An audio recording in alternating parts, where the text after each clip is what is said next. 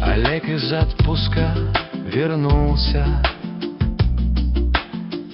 в семейный образцовый тыл. Одежду вычистил и совесть помыл.